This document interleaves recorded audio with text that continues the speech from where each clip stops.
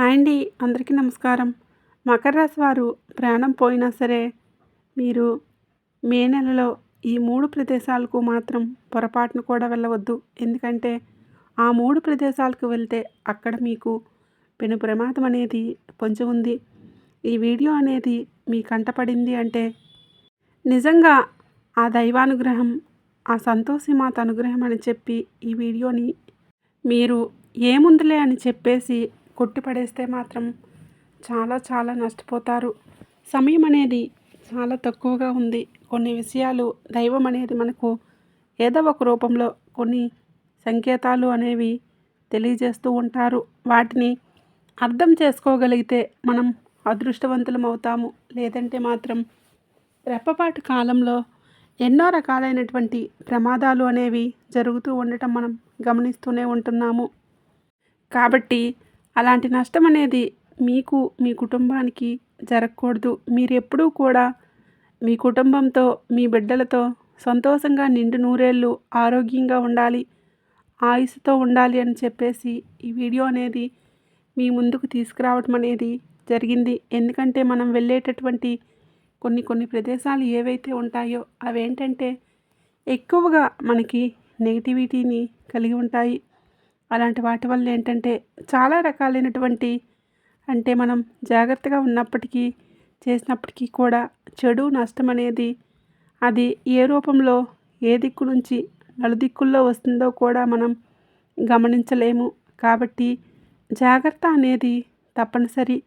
ఈ 3 ప్రదేశాలకు మాత్రం పొరపాటున కూడా వెళ్ళవద్దు. గ్రహాలు స్థితిగతులు అనేవి మారుతున్న వేళ మీ రాశి చక్రంపై రాహుకేతువుల ప్రభావం అనేది అత్యంత తీవ్రంగా ఉండబోతుంది. కాబట్టి ఈ మే నెలలో ఏంటంటే మీరు పొరపాటున కూడా ప్రాణం పోయినా సరే నేను చెప్పబోయే ఈ 3 ప్రదేశాలకు మాత్రం అసలు వెళ్ళకండి.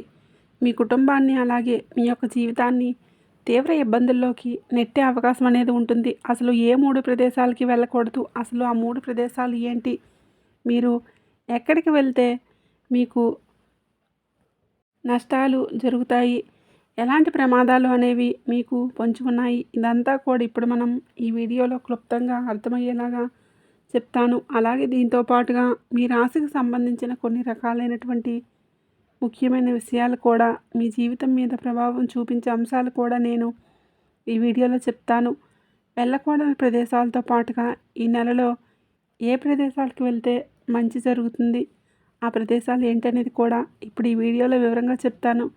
కాబట్టి ముందుగా మీరు చేయాల్సింది ఓపికతోటి, కాస్త ఓర్పుతోటి వీడియోని ఎక్కడా కూడా స్కిప్ చేయకుండా చివరి వరకు వినేటటువంటి ప్రయత్నం అయితే చేయండి. మకర రాశి.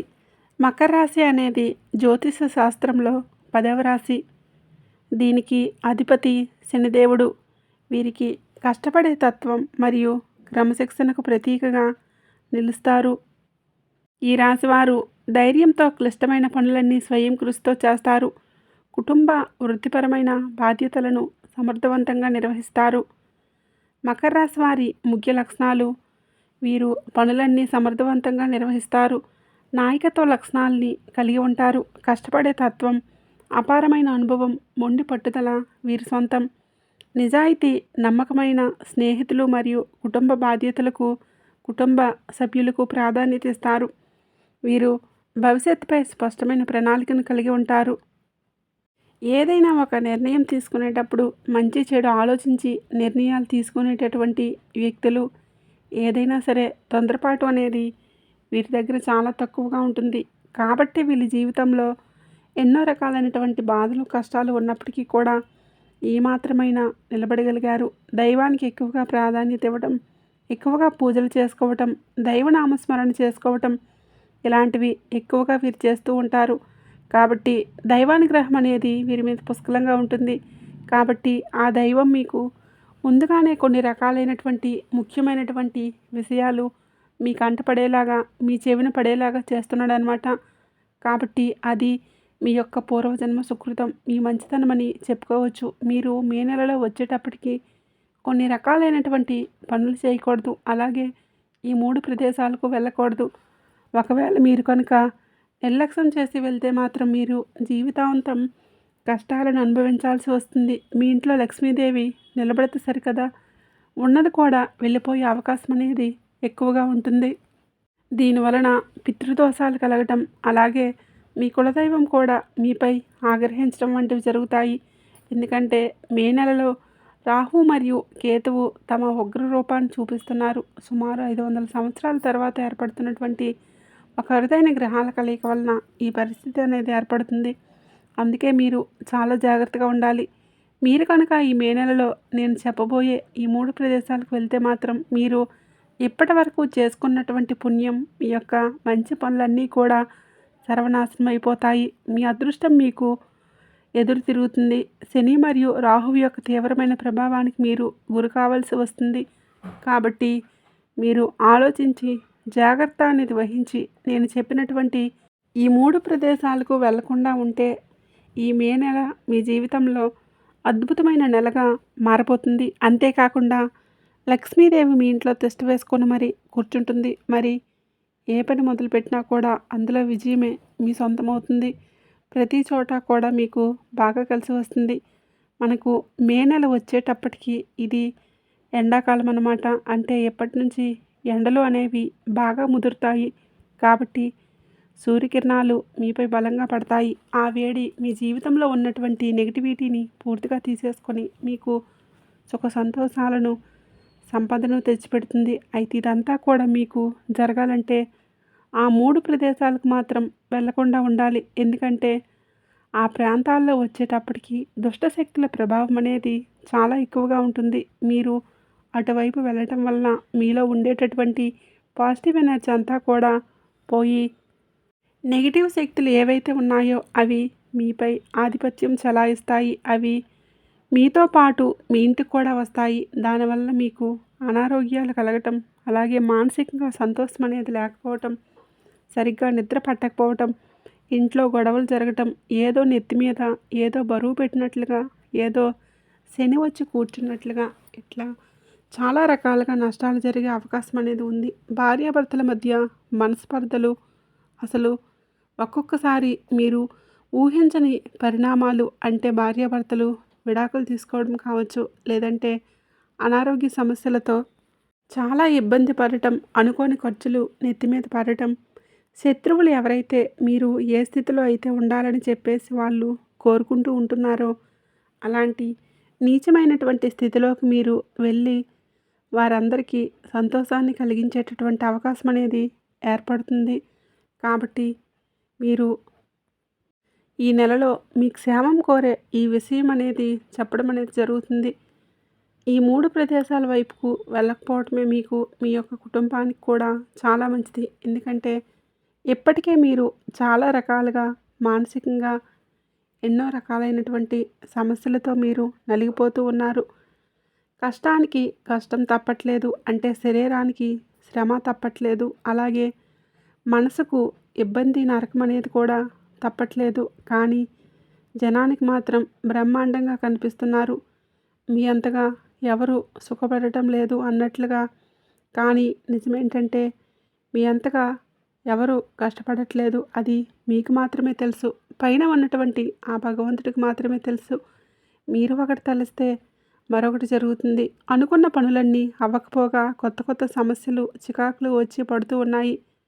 మీ సొంత మనుషుల వలన, ఇంకా చెప్పాలంటే మీ కుటుంబ సభ్యుల వలన కూడా మీరు మానసికంగా ఎంతో అశాంతిని అనుభవిస్తూ ఉన్నారు. మీరు ఏదైనా చేద్దామని అనుకుంటే ఏదో అడ్డుపడుతూ ఉంటుంది. ఆ పని చెయ్యాలని చెప్పేసి అనుకుంటూ ఉండగా ఆ టైంకి మొదలు పెట్టగానే ఏదో ఒక రూపంలో అడ్డంకులు అనేవి ఏర్పడి ఆ పని అనేది ఆగిపోవటం, మళ్ళీ తర్వాత చెయ్యాలంటే ఇక కుదరదు. దీనికి కారణం ఏంటంటే మీపై శనిదేవుడి యొక్క వక్ర దృష్టి అనేది ఏర్పడటమే.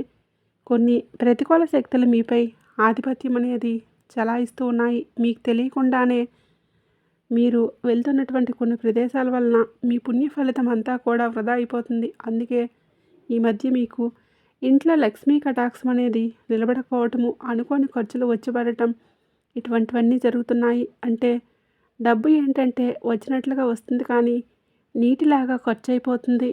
ఎక్కువగా ఉద్యోగాల పనుల మీద కావచ్చు, ఉద్యోగాల కన్నా కూడా వ్యాపారం చేసే పనుల మీద కావచ్చు, ఎక్కువగా మీరు ఆ ప్రదేశాల వైపు వెళ్తూ ఉంటారు. తిరుగుతూ ఉంటారు. మిట్ట మధ్యాహ్నం అవ్వచ్చు, అర్ధరాత్రి కావచ్చు. ఇట్లా కొన్ని కొన్ని సమయాలలో మీరు అలా వెళ్ళటం వలన ఏంటంటే దానివలన మీకు ఈ ఎఫెక్ట్ అనేది ఎక్కువగా పడుతుందన్నమాట. అవన్నీ కూడా నేను క్లియర్‌గా చెప్తాను. ఇంకా చెప్పాలంటే దీనికి ముందుగా మీరు బయటికి కూడా చెప్పుకోలేనటువంటి సమస్యలతో ఉక్కిరిబిక్కిరవుతారనమాట. మీరు బయట పడదామన్నా కూడా మీకు దారి అనేది ఏది కూడా కనిపించట్లేదు. అటు ఇళ్లల్లో గొడవలు, మానసికంగా ప్రశాంతత లేకపోవటం, ఈ ఒత్తిడి, టెన్షన్‌లు, కోపము, చిరాకు ఇవన్నీ కూడా మీరు గత కొంతకాలంగా అనుభవిస్తూనే ఉన్నారు. ఇక మా కష్టాలు తీరిపోతున్నాయి అని అనుకునేలోపే చివరి నిమిషంలో అది కూడా చేజారిపోతుంది.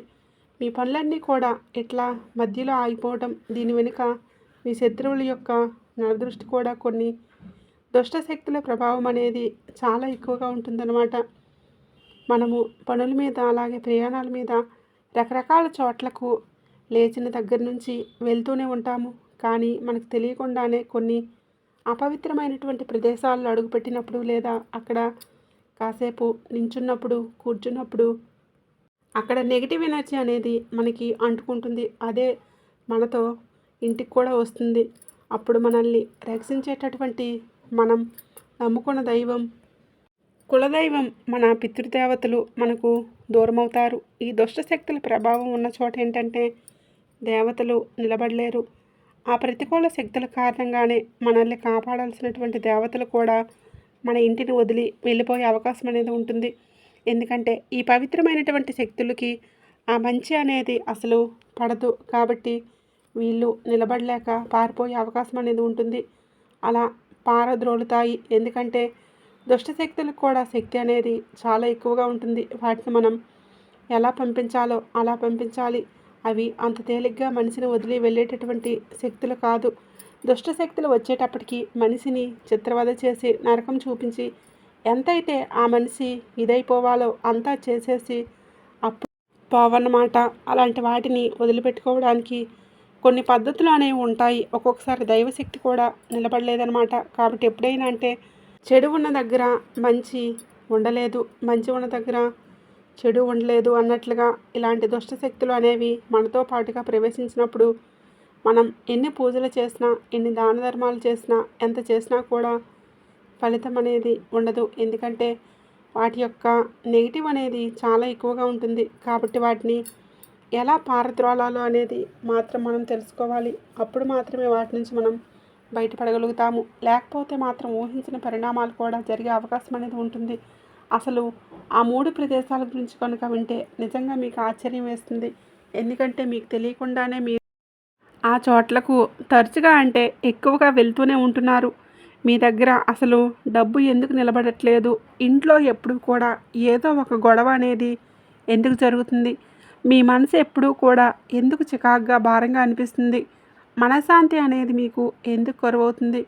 మీకు అసలు సరిగ్గా నిద్ర కూడా ఎందుకు పట్టట్లేదు? వీటన్నింటికీ కారణం ఏంటి?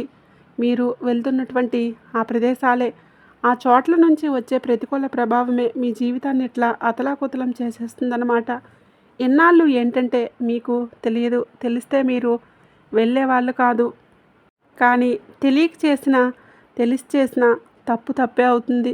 తెలియక నిప్పు పట్టుకున్నా, తెలిసి నిప్పును పట్టుకున్నా కాలుతుంది. కాబట్టి పొరపాటు అనేది జరిగింది. కానీ తెలిసిన తర్వాత మాత్రం అలాంటి పొరపాటు అనేది జరగకుండా జాగ్రత్తగా ఉండాలి. ఇకపై మాత్రం అసలు అలాంటి పొరపాట్లని, అలాంటి తప్పుల్ని కానీ చేయకూడదు. ఎందుకంటే తెలిసి చేస్తే మాత్రం చివరికి భగవంతుడు కాదు కదా, మనల్ని మనమే క్షమించుకోలేమన్నమాట. అందులో మొట్టమొదటి ప్రదేశం వచ్చేటప్పటికి చెప్తాను. మీరు జాగ్రత్తగా వినండి. మీకు మీ చుట్టుప్రక్కల లేదా మీ బంధువుల్లోనో లేదా మీ యొక్క స్నేహితుల్లో కానీ ఖచ్చితంగా ఒక వ్యక్తి ఉండే ఉంటారు. అది ఆడవాళ్ళు కావచ్చు, మగవాళ్ళు కావచ్చు, ఎవరైనా కానివ్వండి.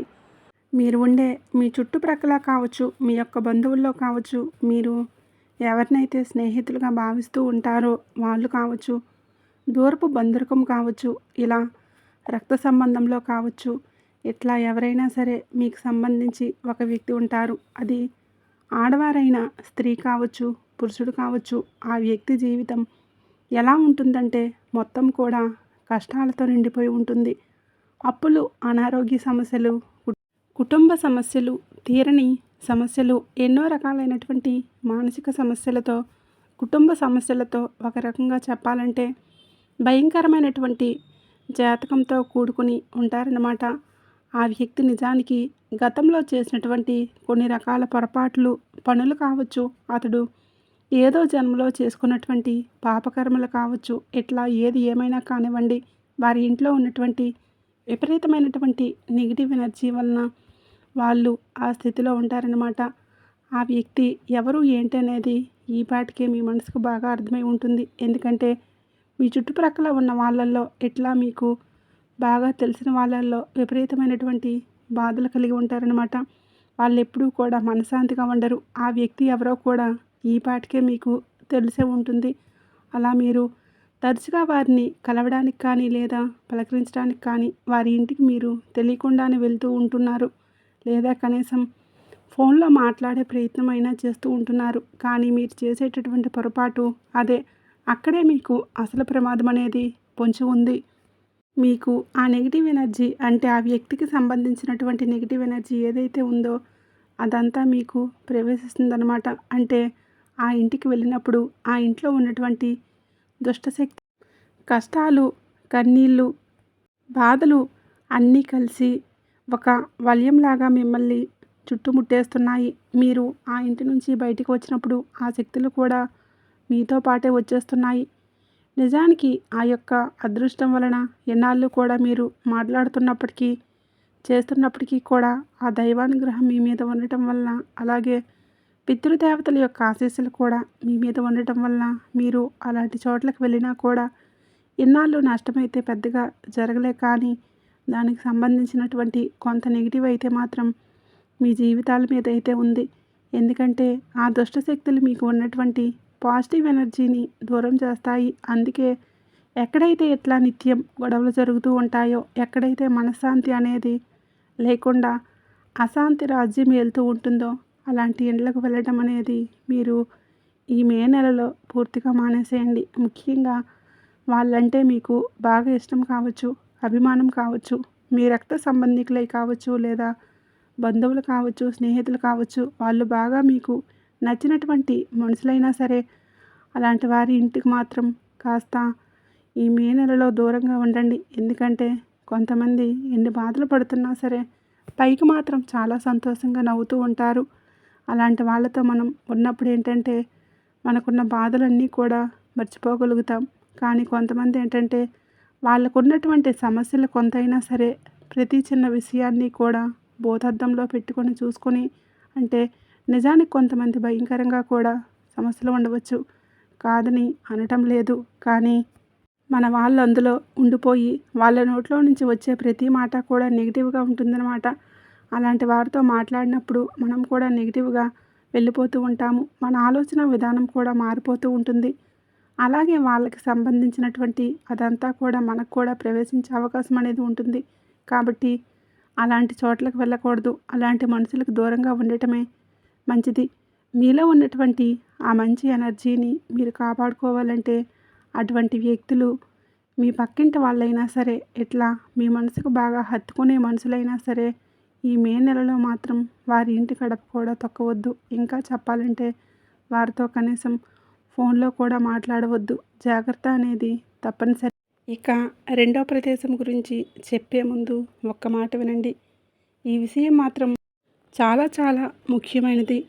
ఈ రెండో ప్రదేశం అనేది కూడా మీ జీవితం మీద చాలా గట్టి ప్రభావం అనేది చూపిస్తుంది. కాబట్టి దయచేసి ఈ రెండో ప్రదేశానికి కూడా వెళ్ళవద్దు. అదేంటంటే నిర్మానుష్యమైనటువంటి ప్రాంతాలకు కానీ, లేదా నాలుగు దిక్కులు కలిసేటటువంటి రోడ్డుకు కానీ, ఊరు చివరికి కానీ, ఇలా కొన్ని రకాలైనటువంటి ఈ నెగిటివ్ ప్రదేశాలు, అంటే బావులు ఉంటాయి కదా, నాలుగు దిక్కులు కలిసే రోడ్డు, ఆ రోడ్లకు వెళ్ళకూడదని మన పెద్దవాళ్ళు మనకు చెప్తూనే ఉంటారనమాట.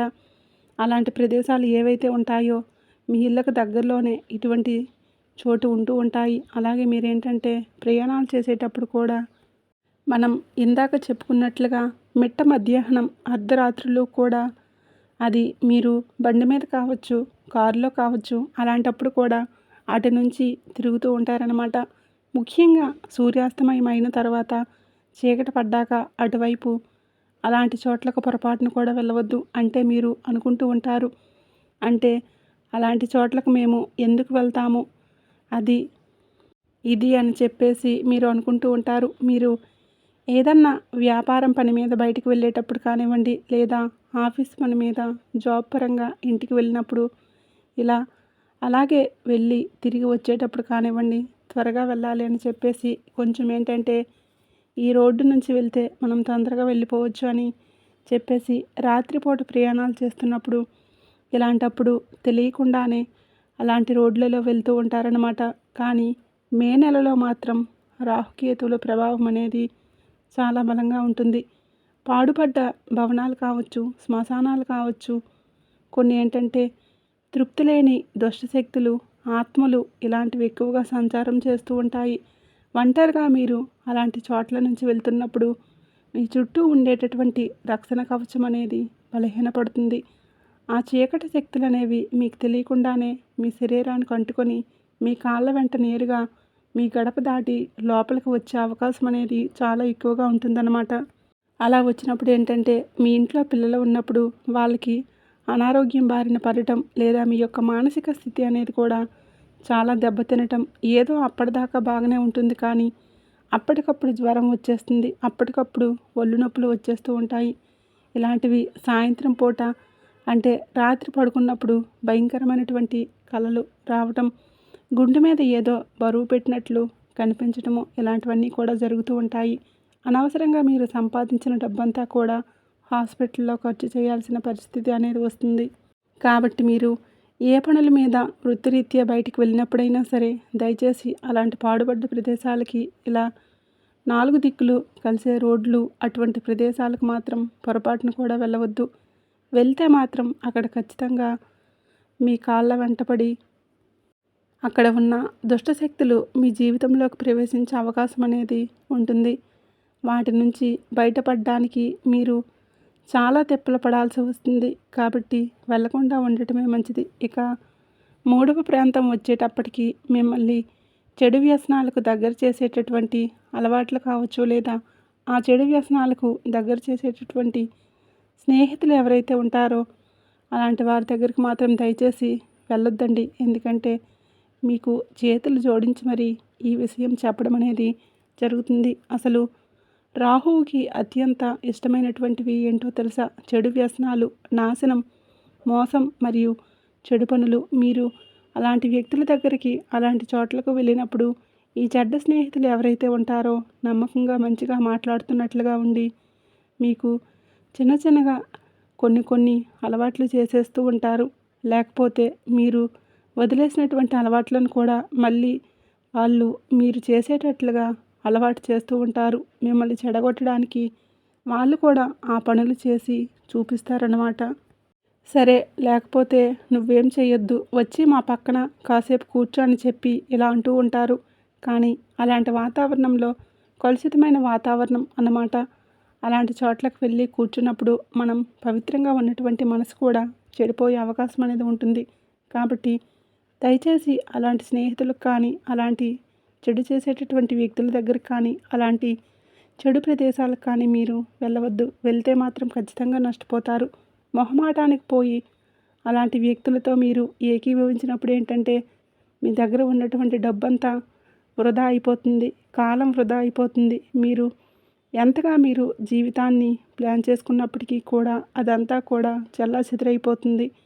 అందుకే మే నెలలో వచ్చే అలాంటి చెడు సావాసాలకు, చెడ్డ మనుషులకు దూరంగా ఉండండి.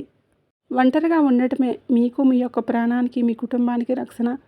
ఇంకో ముఖ్యమైనటువంటి ప్రదేశం ఏంటంటే వెళ్ళకూడని వాటిల్లో ఎవరైతే క్షుద్ర పూజలు, చేతబడులు ఇలాంటివి చేస్తూ ఉంటారో అలాంటి వాళ్ళ ఇంటికి కూడా పొరపాటును కూడా వెళ్ళకండి. అక్కడ మీరు కనీసం మంచినీళ్ళైనా కూడా తాగొద్దు. వాళ్ళ చేత్తో ఇచ్చినవి. ఎందుకంటే మీ ఎదుగుదల చూసి వారం లేని వాళ్ళ దగ్గరికి మీరు వెళ్ళినప్పుడు ఎంత ప్రమాదం అయితే జరుగుతుందో, అలాంటి చెడు పూజలు ఏవైతే చేస్తారో, ఈ మంత్రతంత్ర ప్రయోగాలు చేసేవాళ్ళు ఎవరైతే ఉంటారో అలాంటి వాళ్ళ దగ్గరికి వెళ్ళినప్పుడు ఏంటంటే ఖచ్చితంగా మీరు ఏదో ఒక ఇబ్బందుల్లో పడే అవకాశం అనేది ఉంటుంది. అలాగే మీ యొక్క చెడును కోరుకుంటూ పైకేమో మంచిగా నవ్వుతూ, నటిస్తూ మనసులో మాత్రం విషం దాగి ఉంటుందన్నమాట. ఎవరి మనసులో ఎంత విషం నింపుకున్నారో మనకు తెలియదు. కాబట్టి అలాంటి వాళ్ళ దగ్గరికి మీరు వెళ్ళవద్దు. ఎందుకంటే ఆ వ్యక్తులు ఏంటి అనేది మీకు అంతా అర్థమవుతుంది. కాబట్టి మీ మనసు మీకు ఎప్పటికప్పుడు ఈ చెడు ఏదైతే ఉంటుందో అలాంటి చోట్లకు వెళ్ళొద్దు. అలాంటి వ్యక్తులతో మాట్లాడొద్దు అని చెప్పేసి మీ మనసు మీకు కొన్ని సంకేతాలు ఇస్తూనే ఉంటుంది. అది మీరు అర్థం చేసుకుని ఆగిపోవాలి. ఏముందిలే అని చెప్పేసి మీరు అనుకుంటే మాత్రం చాలా ఇబ్బందులు పడిపోతూ ఉంటారు. మన మీద పడి ఏడ్చే వాళ్ళు ఎవరైతే ఉంటారో అలాంటి వాళ్ళ చేతుల మీదుగా కనీసం ఒక గ్లాస్ నీళ్ళు తాగినా కూడా మీ యొక్క బుద్ధి అనేది మందగిస్తుంది. మీ ఎదుగుదల అనేది ఆగిపోతుంది. అప్పుడు మీకు గ్రహాలు ఇవ్వవలసిన మంచి ఫలితాలను కూడా ఇవ్వలేవు. మీ జీవితం ఏంటంటే తలకిందులైపోతుంది. కాబట్టి మే నెలలో మాత్రం దయచేసి అలాంటి వాళ్ళ దగ్గరికి వెళ్ళవద్దు. పూర్తిగా దూరంగా ఉండండి. ఇక వీటితో పాటుగా మనకి ఎండలు కూడా ఎక్కువగా ఉన్నాయి. కాబట్టి ఈ మే నెలలో ప్రశాంతంగా ఉంటుందని చెప్పేసి స్నానం చేస్తే బాగుంటుందని చెప్పేసి ఎక్కువగా నీళ్ళు ఉండేటటువంటి ప్రదేశాలకు మాత్రం వెళ్ళకండి. అదే మీరు చేసేటటువంటి అతిపెద్ద ప్రాణాంతకరమైన పొరపాటు అనేది అవుతుంది. పైకి నీరు ప్రశాంతంగా ఉంటుంది, కానీ లోపల మృత్యువు అనేది దాగి ఉంటుంది. ఇలాంటి లోతైనటువంటి నీటి ప్రాంతాల వద్ద జలపిశాచాలు, ప్రతికూల శక్తుల యొక్క సంచారం అనేది చాలా ఎక్కువగా ఉంటుంది. అవి మిమ్మల్ని తమ వైపుకు ఆకర్షించి ప్రమాదంలోకి లాగేసే అవకాశం అనేది ఉంటుంది. కాబట్టి జాగ్రత్త అనేది తప్పనిసరి. అంటే కాలు జారి నీళ్ళల్లో పడిపోయే అవకాశం అనేది ఉంటుంది.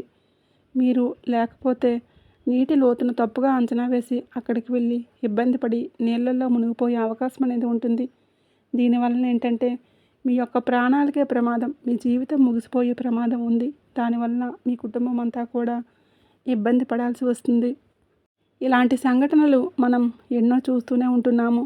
కాబట్టి ఇలాంటి నీటి ప్రదేశాల్లోకి దిగే అలవాటు అనేది మీరు పొరపాటును కూడా చేయవద్దు. ఎందుకంటే ఒక్కసారి కనుక కాలు జారి కానీ ఏదో ఒక రూపంలో కనుక ప్రమాదం అనేది జరిగింది అంటే కనీసం కేక వేయడానికి, అంటే పిలిచి మనల్ని ఎవరైనా సహాయం అడగడానికి కూడా సమయం అనేది ఉండదు. కాబట్టి చెరువుల్లో కానీ ఇట్లాంటి కాలువల్లో కానీ నీళ్ళు ఉండేటటువంటి ప్రదేశానికి కానీ వెళ్ళేటప్పుడు మాత్రం చాలా జాగ్రత్త. అసలు వెళ్ళకపోవడమే మంచిదన్నమాట.